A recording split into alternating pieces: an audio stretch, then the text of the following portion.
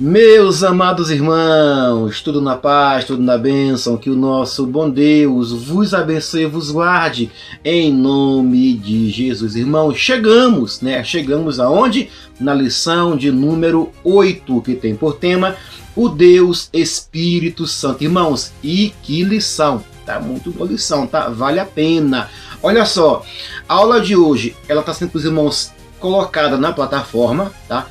Porque e também no YouTube, na plataforma, ela chega primeiro e chega lá com materiais, chega lá com subsídio, chega lá com PDFs de subsídio, com fluxograma, com banners visuais, com slides e com muitas coisas na plataforma, tá bom? No YouTube chega depois, tá? Mas é a mesma aula, o que muda é o conteúdo que tem aqui embaixo, ó, tá? Aqui embaixo. Plataforma, materiais estão aqui embaixo. No YouTube, aqui embaixo, vocês vão ter 2 links especiais. Para quê, pastor? Para poder entrar na plataforma, irmãos, tá bom? Então vamos lá, não detalhe, não se esqueçam.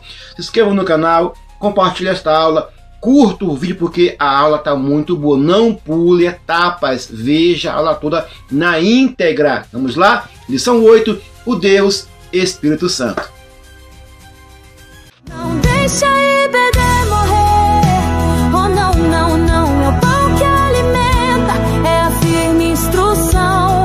Não deixa IBD morrer, levante a sua mão, Irmãos, a lição 8 tem assim por objetivos, que são quais? São 3, ó. Primeiro objetivo, mostrar que o Espírito Santo é uma pessoa distinta, mas coigual ao Pai e ao Filho.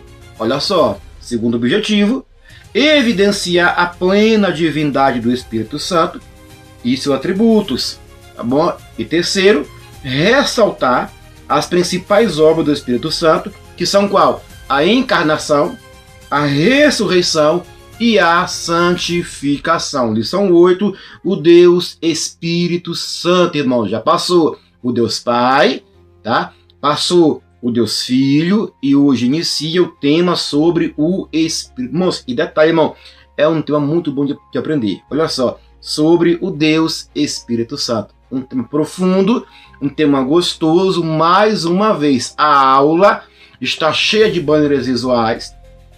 Tem comentados da lição inteira em subsídio, tá? Desde o texto áureo até a conclusão. Então é importante você não pular o vídeo, irmãos. Veja a aula na íntegra. Papel em mãos, pegou aí? Também em mãos uma canetinha para poder escrever tudo que for aqui importante. Eu não vou ler a revista como sempre. Eu vou aplicar a lição com o meu subsídio, tá? Sente um pouquinho aí, se acalme, coloque no ouvidinho um fone de ouvido e comece a escrever ponto por ponto, porque aqui tem coisa útil e coisa importante. Porque, irmãos, aqui é o lugar. Aqui é o canal da Escola Dominical EBD mais subsídios. Esse é o canal da EBD. Vamos lá? Lição 8, o Deus Espírito Santo. Olha só, irmãos, a lição está assim por texto áureo. Eu rogarei ao Pai, e Ele vos dará outro Consolador. Olha que interessante. Para que fique convosco para sempre. João 14, versículo 16. Mais uma vez aqui, ó. Eu rogarei ao Pai, e Ele vos dará outro Consolador. Outro, olha só. Para que fique convosco para sempre. João 14, versículo de número 6. Perdão, 16. Fala aqui, ó. Esse texto aqui bíblico, irmãos, aqui nos mostra Jesus Cristo, ele revelando a sua natureza pessoal e a missão contínua de quem? Do Espírito Santo. Aonde? Na dispensação da igreja. A promessa de outro, allos no grego, consolador, vai indicar que alguém da mesma essência, da mesma qualidade que o próprio Cristo, ou seja, o Espírito Santo, tem a mesma essência de Jesus Cristo, assegurando que a igreja jamais ficaria órfã. Irmãos, em questão teológica, olha só, o texto fundamenta a processão do Espírito, a sua função como vigário de Cristo na terra, exercendo o ministério pastoral e assistencial sobre os redimidos garantindo a presença divina de forma imanente e eterna no coração de cada crente. Entendeu isso aqui, né? Então, eu rogarei ao Pai, Ele vos dará outro Consolador, para que fique convosco para sempre. João 14, verso 16. Pastor, e a verdade prática? Olha só, o Espírito Santo, ele é a terceira pessoa da Trindade, plenamente divino, atuando como Consolador, como ensinador e santificador da igreja. Ou seja, a doutrina do Espírito Santo, ela não é uma abstração mística, não é um negócio místico não, tá? Mas é uma realidade bíblica que vai apresentar o pneuma como um ser dotado de personalidade divina absoluta. Ele não é uma força ativa impessoal, como alguns pregam por aí, né? Mas o Deus que habita no cristão para prover a regeneração, para nos guiar em toda a verdade e para produzir em nós a santidade indispensável para a comunhão com o Altíssimo. Ele opera de forma dinâmica na preservação e na expansão do reino de Deus. Tá aí, meu irmão, tá? O nosso textuário e a nossa verdade prática na essência, né? No comentário bíblico profundo e teológico. Olha só, irmãos, a lição 8 tem assim por leitura diária semanal, que é o quê? Segunda-feira, João 14, 16, diz assim: o Espírito é o Consolador prometido. É importante ler isso em casa. Terça-feira, 1 Coríntios 12, 11, o Espírito distribui os dons soberanamente. Quarta-feira, João 14, 26, o Espírito ensina e faz lembrar da verdade. Quinta-feira, Romanos 8, 11, o Espírito, ele é o agente da ressurreição.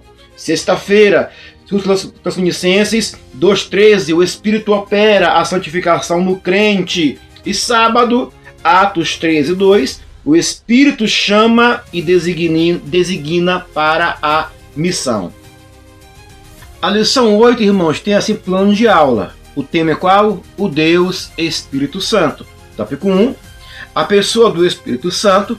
Primeira parte, o Espírito Santo é uma pessoa. Segunda parte, pessoa distinta na Trindade. E terceira parte, o Consolador prometido. Tópico 2, a divindade do Espírito Santo. Primeira parte, o debate filioque.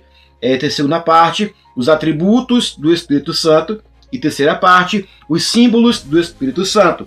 Tópico 3, as obras do Espírito Santo. Primeira parte, o Espírito Santo e a encarnação. Segunda parte, o Espírito Santo e a ressurreição. E terceira parte, o Espírito Santo e a santificação.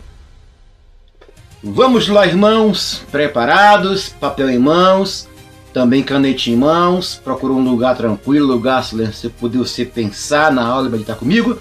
Vamos lá, revista também em mãos, tá? Para grifar o que foi importante, mas não vou ler a lição, tá? Eu vou aplicá-la agora em aula. Ouça aqui. Introdução diz assim, olha só, o estudo sobre a pessoa e a obra do Espírito Santo é um dos pilares da fé cristã, irmãos, é um pilar fundamental, ele é a base da experiência pentecostal. Tá? Ao longo da Escritura, observamos que o Espírito Santo, ele não é somente uma influência vaga, mas ele é o próprio Deus vivo agindo de maneira soberanamente na criação e na redenção. No Antigo Testamento, ele se manifestava, anota aí, ele se manifestava de forma tópica e temporária, mas com o advento da nova aliança em Cristo, ele passa a habitar permanentemente no crente, ele mora em nós.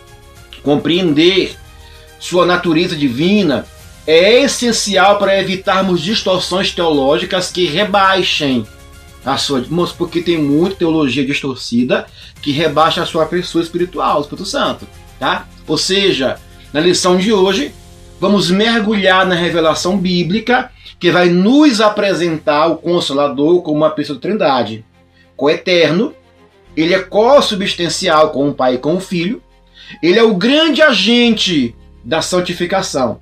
Historicamente, essa doutrina do Espírito Santo ela enfrentou diversos desafios e heresias que tentaram minar a sua ortodoxia cristã desde os primeiros séculos.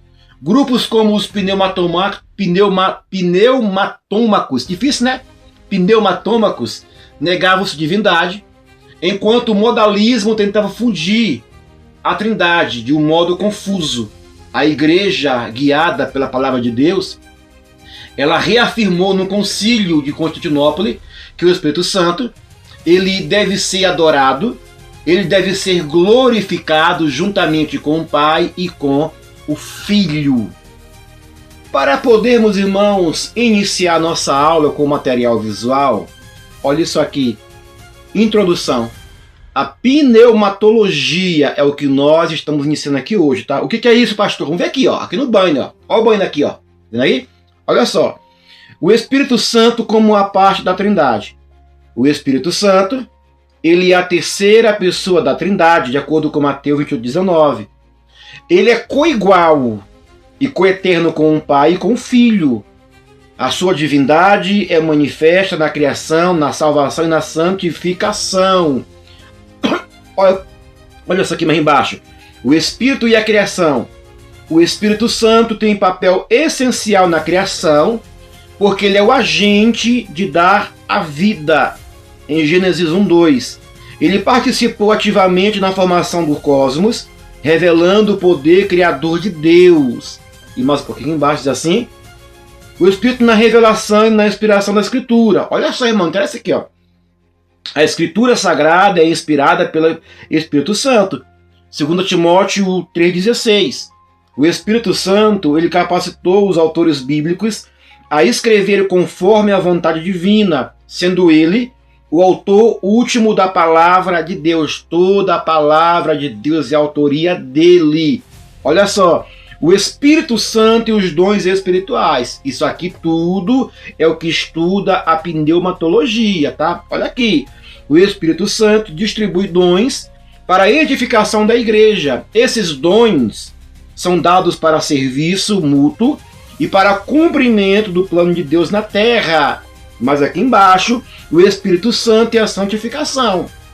O Espírito Santo é o santificador que capacita o crente a viver em conformidade com a vontade de Deus. Romanos 8,13. Ele nos fortalece para a luta contra o pecado e nos guia na santidade. Está aqui, irmão. Interessante, né? Mais embaixo, o Espírito Santo e a salvação. O Espírito Santo, ele convence o mundo do pecado e é o agente da regeneração. Por quê? Porque ele aplica a salvação, transformando os corações dos crentes e tornando-os novas criaturas. Também é através da ação direta dele. Olha aqui, pneumatologia. Ela vai fazer o quê? Ela estuda o Espírito Santo como Trindade, na criação, na revelação da palavra de Deus, nos dons espirituais, na santificação e na salvação.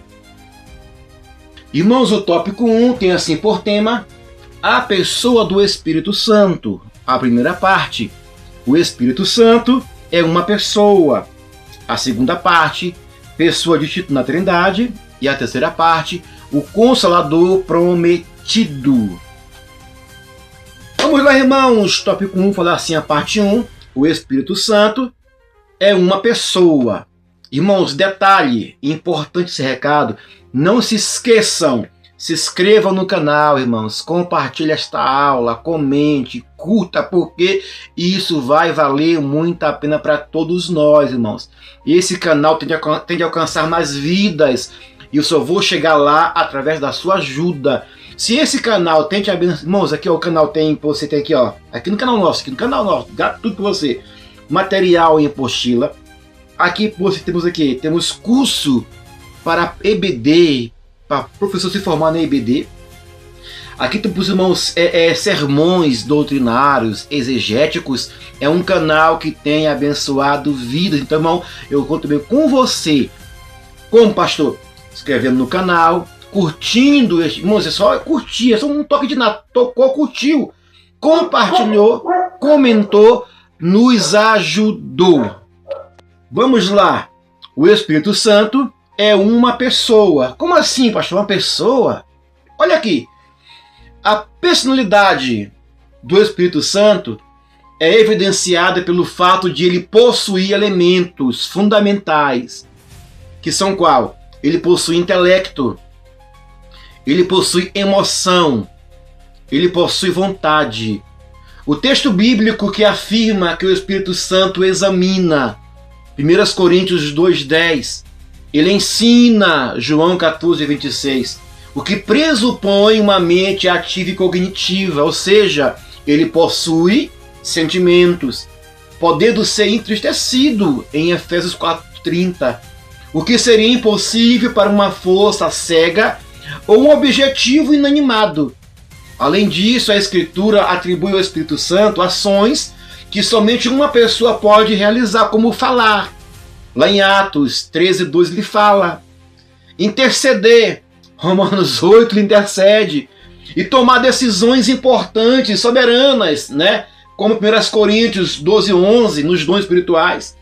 Ele exerce a livre-arbítrio, manifestando a sua vontade divina na direção da igreja e na vida dos apóstolos. Negar sua personalidade é invalidar o relacionamento pessoal que a Bíblia descreve entre o Espírito Santo e o crente. Tá ok? A gramática no Novo Testamento reforça essa verdade através do uso do pronome masculino para se referir a ele como pneuma. Apesar de o termo ser neutro no grego, Jesus, ele usa o pronome ekeinos, aquele, em João 16:13, demonstrando que o Espírito Santo é um alguém e não uma coisa. Portanto, o Espírito Santo deve ser tratado com reverência devida a uma pessoa, sendo possível obedecê-lo, consultá-lo ou, infelizmente, resistir a ele.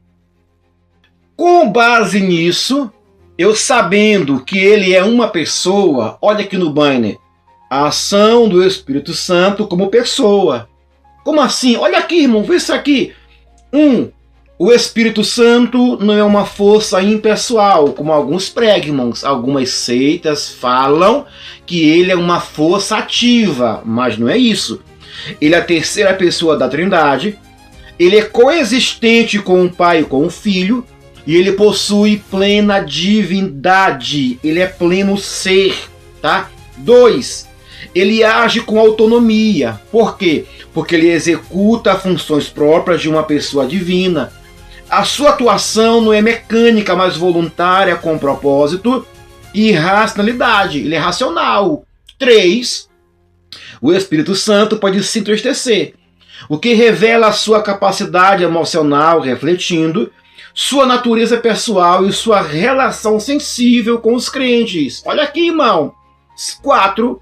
Ele ensina, ele faz lembrar as palavras de Cristo, o que comprova a sua inteligência, a sua capacidade de comunicação consciente com os crentes.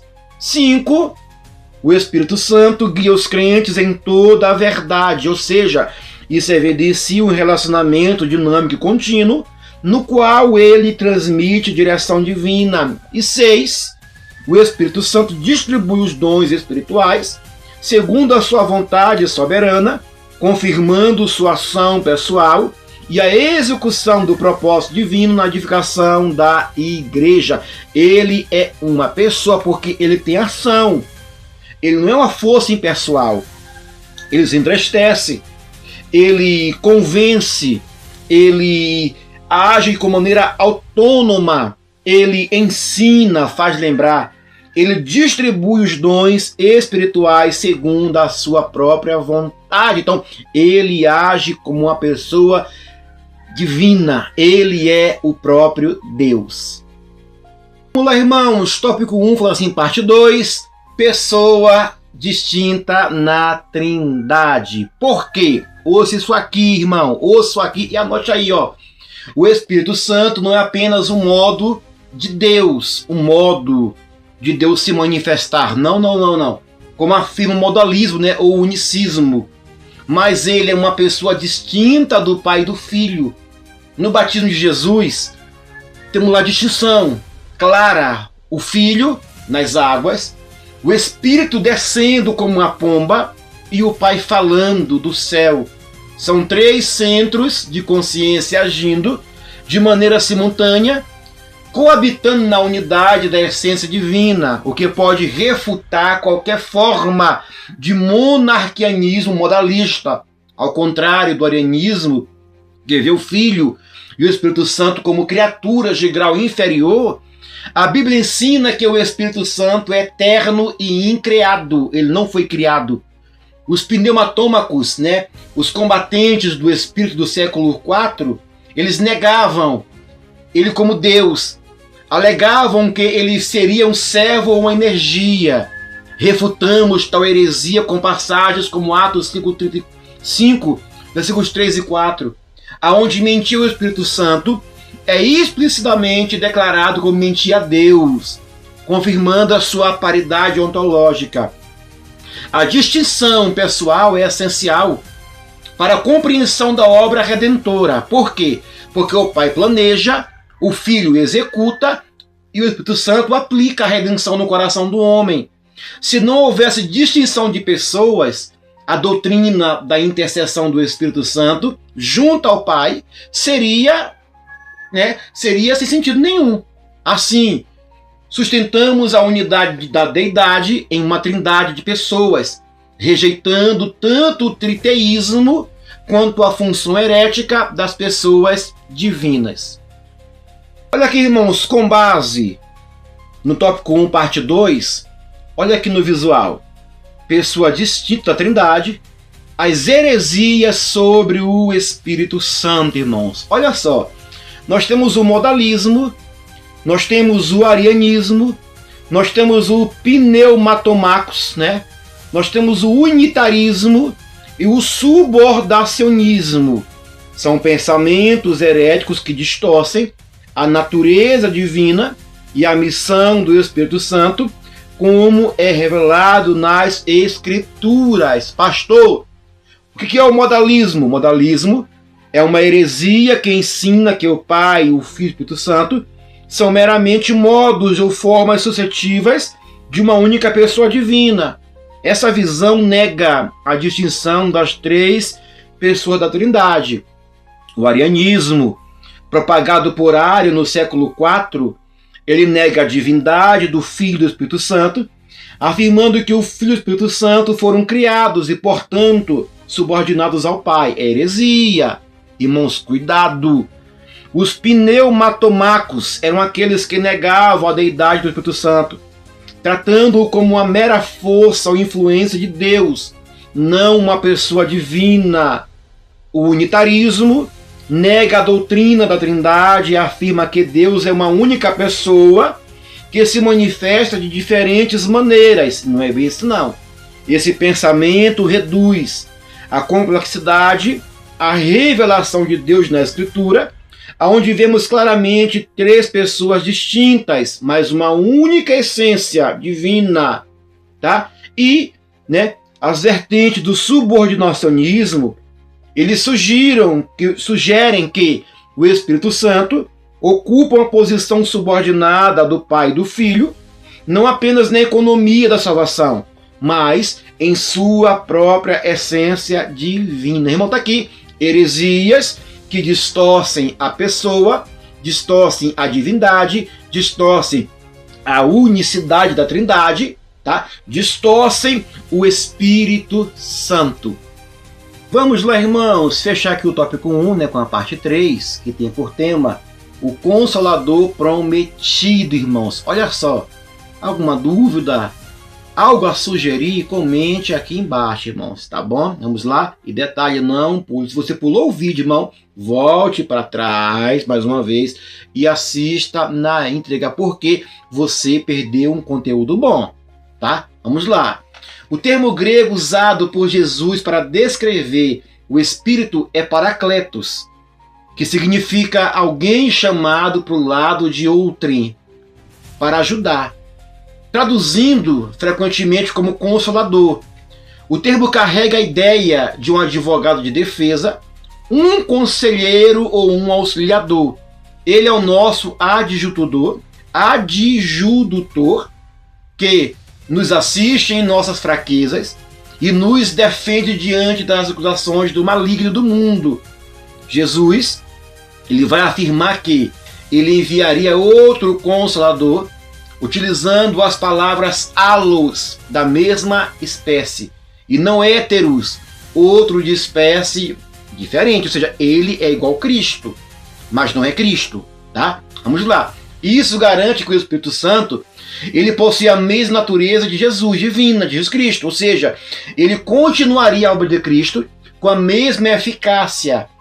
Ele não veio para substituir um ausente, mas para mediar a presença espiritual de Cristo, ressurreto, entre os seus discípulos de forma onipresente. No Antigo Testamento, o termo correspondente à ação de consolar está ligado a Nachan, que expressa o conforto divino em tempos de angústia.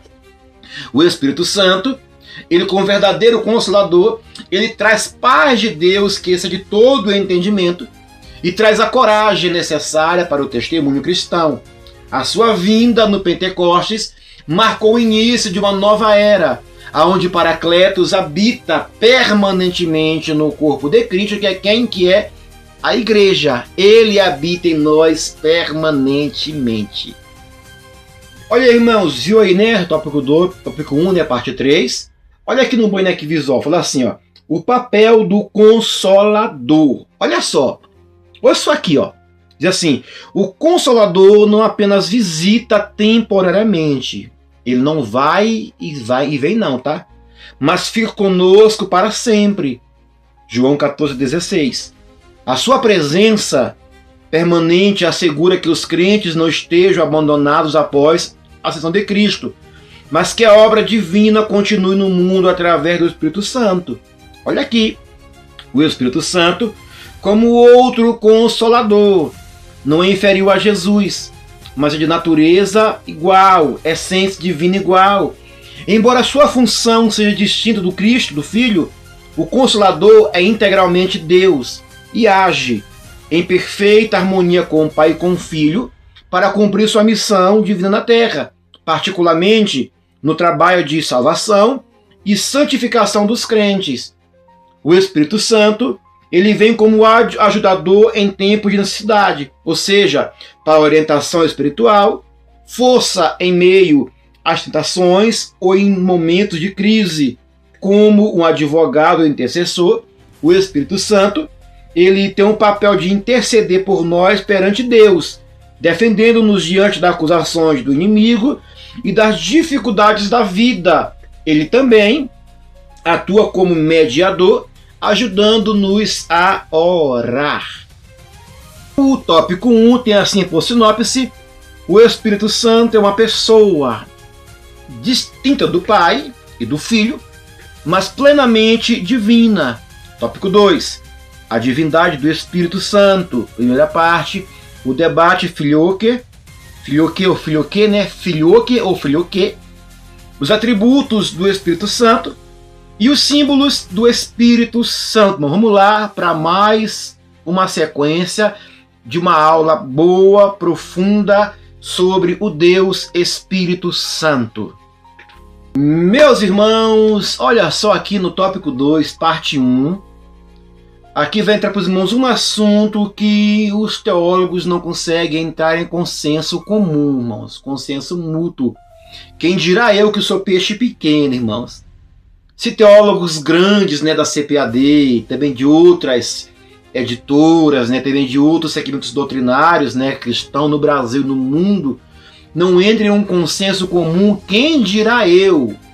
Réis mortais, barro, pó, eu sou pequenininho, eu não sei de nada. O que eu sei, né, adquiri com o tempo, lendo algumas coisinhas aqui e ali, formação teológica, graduação teológica, bacharel e por aí vai, mas eu ainda não sei. Irmãos, sobre Deus, falar sobre Deus é um mistério, irmão. Ninguém tem a razão completa, porque ninguém conhece Deus 100% na essência. Olha isso aqui, olha só. Olha isso aqui. A questão da processão do Espírito Santo gerou um dos maiores debates da história eclesiástica, conhecida como a cláusula filioque, né, latim, e do filho. No credo original afirmava-se que o Espírito Santo procedia do Pai. A inserção ocidental do termo reforçou a igualdade entre o Pai e o Filho. Para a teologia pentecostal, o foco reside na divindade plena do Espírito, independentemente de nuances históricas, sobre a sua origem eterna, reconhecendo-o como consubstancial do Pai. Tá? Olha aqui, o arianismo, uma heresia diária, né, combatida por Atanásio, tentou degradar o Espírito Santo à categoria de uma criatura subordinada, uma força subordinada à vontade do Pai. Da mesma forma, os pneumátomos viu o Espírito Santo como uma criatura ministerial. Ou seja, refutamos essas visões com a palavra de Deus, que atribui ao Espírito Santo nomes e títulos divinos, como Espírito de Deus, Espírito do Senhor e supremente o Senhor. 2 Coríntios 3,17. A divindade do Espírito é comprovada por sua onisciência, por sua onipresença e onipotência. Se ele não fosse Deus, sua obra de regeneração e habitação em milhões de crentes simultaneamente seria impossível. A Igreja declara com segurança que o Espírito Santo não é um subordinado ontológico, mas ele é o próprio Deus agindo na história humana, sendo digno de louvor, oração e total submissão por parte da comunidade de fé. Amém? Não posso falar mais do que isso. Vou falar até onde o que eu sei me permite falar. Olha aqui no banner, irmãos, a controvérsia teológica, tá? Mais uma vez, eu sou peixe pequeno.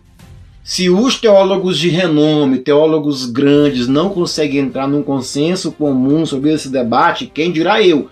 Eu botei para os irmãos aqui no banner aquilo que eu pesquisei, que eu encontrei sobre o debate.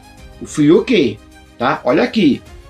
O credo original, defendido no Concílio de Nicéia e Constantinopla, o credo afirma que o Espírito Santo procede do Pai, tá? Qual é o debate, pastor?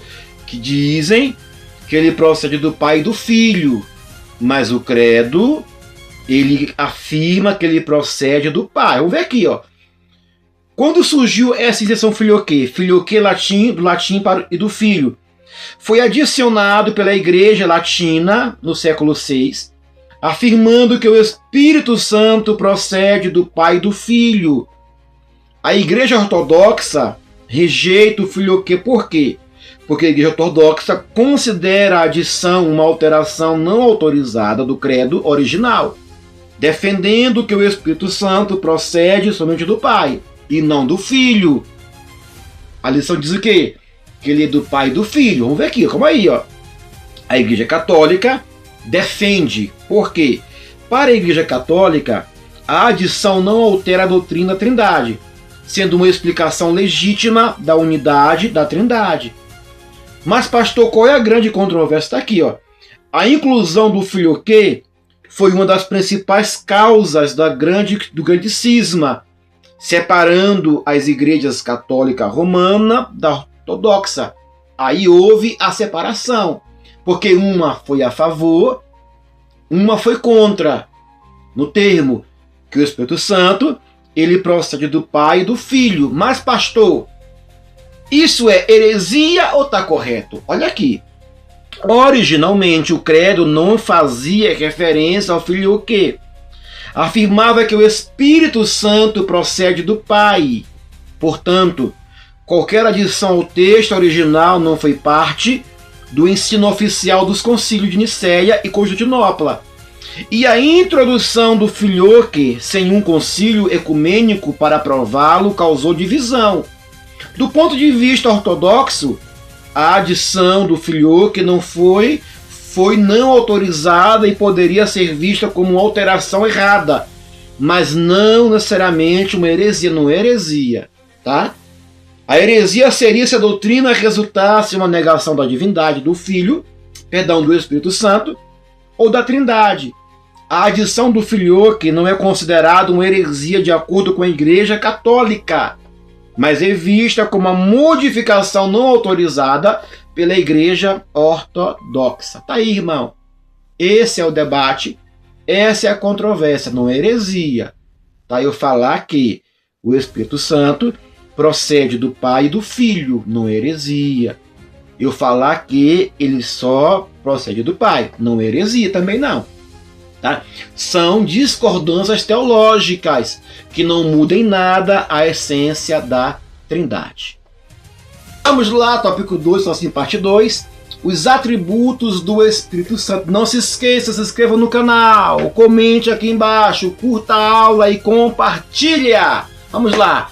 O Espírito Santo possui atributos que pertencem exclusivamente à divindade como a eternidade, sendo chamado de Espírito Eterno. Ele existe antes da fundação do mundo e continuará a agir por toda a eternidade. A sua onipresença é celebrada pelo salmista, que reconhece ser impossível fugir de sua presença, indicando que o Espírito Santo preenche todo o universo com sua essência divina. Né? Tudo ele preenche. A onisciência do Espírito Santo é declarada em 1 Coríntios 2,10, afirmando que ele conhece as profundezas de Deus. Ele não apenas conhece a criação, mas possui o conhecimento absoluto da mente do Pai e do Filho, algo impossível para qualquer criatura.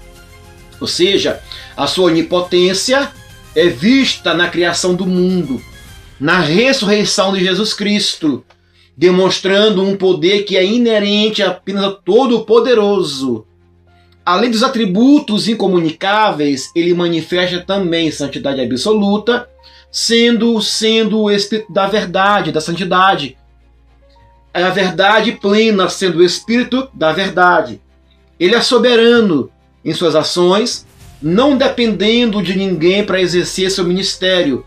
Esses atributos qualificam o Espírito Santo como Deus em sentido pleno, sendo a fonte de toda a vida espiritual e a autoridade suprema na interpretação da revelação bíblica. Olha aqui no visual, meus irmãos, o tópico 2, parte 2. Atributos divinos do Espírito Santo. Olha aqui, primeiro, ele é Deus, não é? Se ele é Deus, ele tem onipotência. O Espírito Santo é todo-poderoso, compartilhando com o Pai e com o Filho o poder absoluto de criar, sustentar e transformar. Se ele é Deus, ele é onisciente, ou seja, ele possui sabedoria infinita e conhecimento absoluto, conhecendo todas as coisas, inclusive os pensamentos do coração humano. Se ele é Deus, ele é onipresente. O Espírito Santo está presente em todos os lugares ao mesmo tempo, não sendo limitado a um espaço físico como Deus. Se ele é Deus, ele é eterno. O Espírito Santo é eterno, sem começo e sem fim, participando da eternidade de Deus como Pai e com o Filho. Se ele é Deus, ele é santo. O Espírito Santo é santo, né, sendo a própria expressão da pureza e perfeição de Deus. Ou seja, Espírito Santo, santidade. Se ele é Deus, ele é imutável. Ele possui a imutabilidade. O Espírito Santo é imutável, não muda em sua natureza, o caráter ou o propósito, assim como o Pai e o Filho. Se ele é Deus, ele tem vontade própria divina, porque o Espírito Santo tem uma vontade própria, sendo capaz de agir de acordo com o seu propósito divino, inclusive distribuindo os dons espirituais conforme deseja. Ele é Deus, ele é Senhor, ele é digno de glória, digno de honra, de toda adoração e louvor nos céus, na terra e debaixo da terra. Olha aqui, irmãos, eu não vou ler aqui a parte 3 do tópico 2, porque é uma coisa resumidona. Olha aqui, olha só, eu botei aqui no banner os símbolos do Espírito Santo, que são quais? Olha aqui, primeiro, a pomba. Por que pomba? A pomba é um símbolo de pureza, de paz e presença divina. Ela é frequentemente associada ao Espírito Santo devido ao seu papel na unção de Jesus no batismo, quando o Espírito desceu sobre ele em forma de pomba. Tá? Segundo símbolo, fogo. Por que fogo? O fogo representa a presença purificadora e transformadora do Espírito Santo. Ele simboliza a purificação, o poder e a paixão que o Espírito Santo traz à vida do crente, além de ser associado à presença de Deus em diversas passagens. Tá? Ele é água. Olha que como água. Por que água? A água é um símbolo de renovação e purificação. O Espírito Santo é comparado à água viva que dá vida espiritual e sacia a sede da alma humana, representando a obra regeneradora do Espírito. Outro símbolo é a unção, o óleo, o azeite. A unção simboliza a capacitação e a habitação pelo Espírito Santo. Ela é o ato de ser ungido pelo Espírito para o serviço, como Jesus foi ungido para a sua missão na terra. A unção é associada ao poder de Deus para realizar sua obra. Selo. O selo do Espírito é um símbolo de autenticidade e segurança. Ele é um sinal de que o crente pertence a Deus e que a salvação foi garantida. O selo também representa a proteção e a marca da propriedade de Deus sobre a vida do cristão. E também o vento ao sopro. O vento simboliza o movimento invisível e poder do Espírito Santo, que não pode ser visto. O vento também é associado à ideia de vida e renovação, pois o Espírito Santo de Deus deu vida ao homem no início, lá em Gênesis 2, versículo 7. O tópico 2 tem assim por sinopse: a divindade do Espírito é confirmada por seus atributos e símbolos revelados na Bíblia. Tópico 3, irmãos, tem por tema as obras do Espírito Santo. Parte A, primeira parte, né? O Espírito Santo e a encarnação. A segunda parte, o Espírito Santo e a ressurreição. E a terceira parte, o Espírito Santo e a santificação. Tópico 3, parte A, o Espírito Santo e a encarnação. Lembrando, irmãos, que todo o material visual, o nosso aqui, ó, o nosso comentário em PDF, tá? Nosso visídio e outros materiais estão para você tudo aqui embaixo disponíveis na nossa plataforma da IBD mais Subsídios Premium. São 2 links: a assinatura mensal, a assinatura trimestral. Pastor, já faço parte. Maravilha, porque a aula de hoje ela é transmitida no YouTube e também na plataforma. Mas quem é assinante tem tudo em primeira mão com materiais exclusivos. Vamos lá? Olha aqui. O Espírito Santo, ele desempenhou um papel central no ministério da encarnação do Verbo. Foi por sua operação milagrosa que Maria concebeu o Salvador sem semente humana. Irmãos, foi um ato milagroso. Se é milagre, não tem como explicar. Milagres são coisas sobrenaturais de Deus, não tem como explicar. Tá? O anjo Gabriel explicou que o poder do Altíssimo envolveria, indicando uma ação criadora direto do Espírito Santo, que preservou a humanidade de Jesus da contaminação do pecado original, permitindo que ele nascesse como ser santo, filho de Deus. Ele preservou a criança, ele preservou em Maria, aquele bebê, aquele homem, do pecado original. Tá? A unção do Espírito sobre Jesus no Rio Jordão marcou o início do seu ministério público. Embora fosse Deus, Jesus agia como um homem dependente do Espírito Santo, demonstrando que o ministério bem-sucedido requer do autocapacitação. O termo Messias, Mashiach, significa ungido, e foi o Espírito quem ungiu a Cristo para pregar as boas novas, para curar os enfermos e libertar os cativos, cumprindo as profecias de Isaías. Durante toda a vida terrena de Cristo, o Espírito Santo foi seu guia constante. Jesus, ele era cheio do Espírito Santo. e foi conduzido por ele ao deserto para ser tentado. Essa cooperação perfeita entre o Filho e o Espírito serve de modelo para a igreja, ensinando que toda obra realizada em nome de Deus deve ser iniciada, sustentada e validada pela presença do poder do Espírito Santo. Olha aqui, irmãos, o Espírito Santo e a encarnação. O conceito virginal, a concepção virginal de Jesus é um dos aspectos mais misteriosos da fé cristã. E o Espírito Santo foi o agente dessa obra.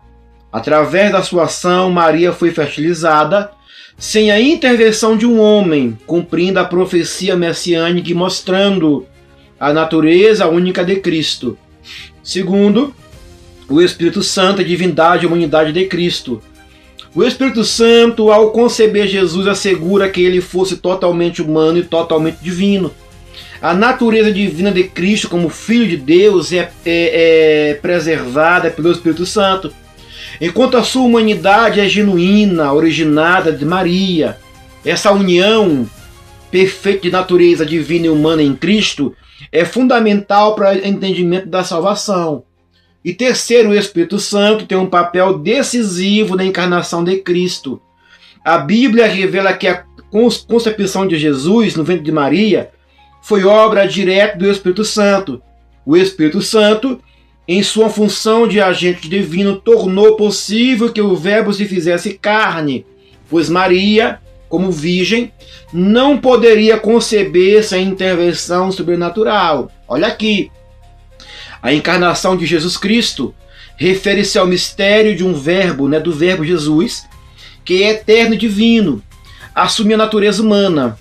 Ele não deixou de ser Deus, mas se fez homem. A encarnação é central para o cristianismo, pois sem ela não haveria possibilidade de salvação. Jesus precisaria plenamente Deus para oferecer sacrifício perfeito e plenamente homem para representar a humanidade e sofrer em nosso lugar. Olha aqui na Bíblia. No princípio era o Verbo estava com Deus, Verbo era Deus. O Verbo se fez carne e habitou entre nós, e cheio de graça e de verdade. João 1, versículo 1 em 14. Grande é o mistério da piedade. Deus foi manifestado em carne, justificado no Espírito, visto pelos anjos, pregado entre os gentios, crido no mundo, recebido acima na glória. 1 Timóteo 3, versículo 16. Olha aqui, meus irmãos, anote isso aqui, tá? Olha aqui no visual do tópico 3, parte 2, o Espírito Santo e a ressurreição. Olha isso aqui no banner. O Espírito Santo é o agente da ressurreição. O Espírito Santo é descrito nas Escrituras como poder de Deus que trouxe Cristo de volta à vida após sua morte na cruz. Romanos 8:11. O Espírito Santo é o agente da vida eterna.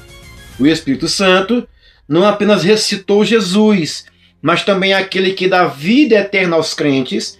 Ele é o princípio da vida espiritual, assegurando que por meio da ressurreição de Cristo a vida eterna se torna disponível para todos os que creem. O Espírito Santo participa da restauração e glorificação no corpo. Além de vivificar, o Espírito Santo também participa da glorificação do corpo de Cristo. O corpo de Jesus, depois da ressurreição, foi transformado e glorificado, e isso foi feito pela ação de quem? Do Espírito Santo. Ele também é a garantia da ressurreição dos cristãos. A ressurreição de Cristo opera pelo Espírito Santo. É a garantia para todos os crentes de que, assim como Cristo foi ressuscitado, também serão ressuscitados no futuro. Efésios 1, versículos 13 e 14. E para fechar, o Espírito Santo sustenta a vida ressurreta de Cristo em nós. O Espírito Santo não apenas vivificou Cristo na ressurreição, mas também sustenta essa vida em nós. Como crente que somos unidos a Cristo. E essa ressurreição é aplicada a eles de maneira contínua. Está aqui, na ressurreição, ele é o agente, da ressurreição, ele é o agente da vida eterna, ele participa na restauração e glorificação do corpo de Cristo, ele é a garantia da ressurreição dos cristãos e ele sustenta a vida ressurreta de Cristo em nós. Para fechar, irmãos, o tópico 3, o Espírito Santo e a santificação. Como aqui no visual, aqui no banho, tem um negócio muito extenso, muito bem aplicado, eu vou ler somente aqui o banho, tá, meus irmãos? Olha aqui, anota, irmãos, por favor, anota isso aqui. Isso aqui é de grande importância para você, professor, tá? Anota aí, aqui, ó. A santificação é um ato de Deus separar o crente para si. Olha só, transformando a imagem de Cristo. E é realizado por quem, irmãos? Pelo Espírito Santo em várias dimensões. A santificação é um processo contínuo e profundo que envolve não apenas a separação do pecado, mas também a renovação espiritual diária. Por quê? Olha aqui embaixo, ó. Temos aqui na dimensão santificação posicional, que é o quê? Separação para Deus. 1 Coríntios 6:11. Santificação experiencial, né, que é a transformação contínua ou progressiva, Tessalonicenses 4:13. A santificação judicial, que é a obra de Cristo no Calvário, Colossenses 1:14, que isso aqui, Cristo já pagou o preço por nós, tá?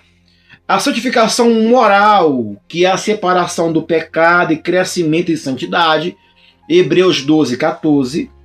E santificação escatológica, que é qual? A plenitude da santidade no futuro.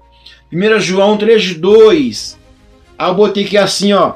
O Espírito Santo é o agente principal, aqui na cor branquinha, na santificação do crente. Ele atua de maneira fundamental em diversas áreas da vida do cristão para transformá-lo na imagem de Cristo. O Espírito Santo, ele age na santificação da seguinte maneira. Primeiro, ele convence do pecado, justiça e juízo. Ou seja, o Espírito Santo começa a sua obra de santificação ao convencer o crente do pecado, mostrando-lhes as áreas que precisam ser transformadas. Segundo, na regeneração espiritual, ele dá uma vida nova ao crente, trazendo a vida espiritual, que é o ponto inicial da santificação. Olha aqui. Terceiro, ele nos capacita para viver em santidade. Ele dá o poder necessário para vencer o pecado e viver de maneira justa, produzindo em nós o desejo e a habilidade de viver conforme a vontade de Deus. E para fechar, no quarto, santificação final e glorificação. O Espírito Santo, ele prepara o crente para a glorificação que será completa no final dos tempos. Irmãos, o tópico 3 tem assim por sinopse: as obras do Espírito Santo, encarnação, ressurreição e santificação, revelam o seu poder e atuação contínua na vida da igreja. Agora a nossa conclusão. Para podermos concluir, irmãos, eu coloquei assim no meu subsídio: a doutrina sobre o Espírito Santo, conforme está na lição de hoje, ela reafirma que não é uma mera força impessoal, mas ele é o quê? Ele faz parte da Trindade. Ele é dotado de plena divindade e personalidade. Desde a criação até a consumação dos séculos, o Espírito Santo atua de maneira soberana, executando os desígnios de Deus e mediando a presença de Cristo na vida da igreja. Compreender sua natureza divina é o primeiro passo para uma vida de adoração profunda, de obediência genuína. Por quê? Porque reconhecemos que Ele é Deus, Ele é o Deus que habita em nós, o selo da nossa promessa e o guia de toda a verdade bíblica. Na verdade prática, nos lembrou que o Espírito Santo, ele é o Consolador, ele é o Ensinador e o Santificador. Essa tríplice função destaca a sua atuação constante no suporte emocional, na iluminação intelectual da Escritura e na transformação moral do cristão. Diante de um mundo que oferece consolos temporais, filosofias vazias. A igreja possui a presença imanente do Paracletos, que intercede por nós e nos capacita a resistir tentações. Santidade não é uma opção, mas é o resultado natural da habitação de um Espírito que é, por definição, essência, santificador e santo. Concluímos que cada crente deve buscar uma intimidade maior com Deus, não se limitando apenas ao conhecimento acadêmico, mas experimentando sua plenitude.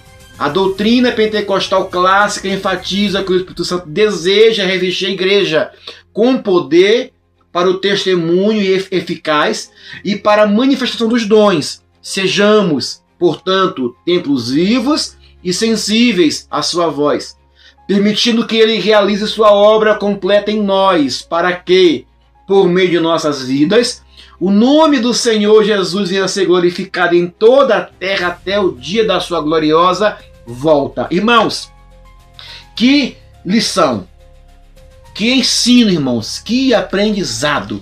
O Deus Espírito Santo. E a lição 9, o Espírito Santo, o regenerador. Maravilha! Irmãos, que Deus te abençoe e te guarde, em nome de Jesus. Até a lição 9, se Deus quiser. Vamos lá!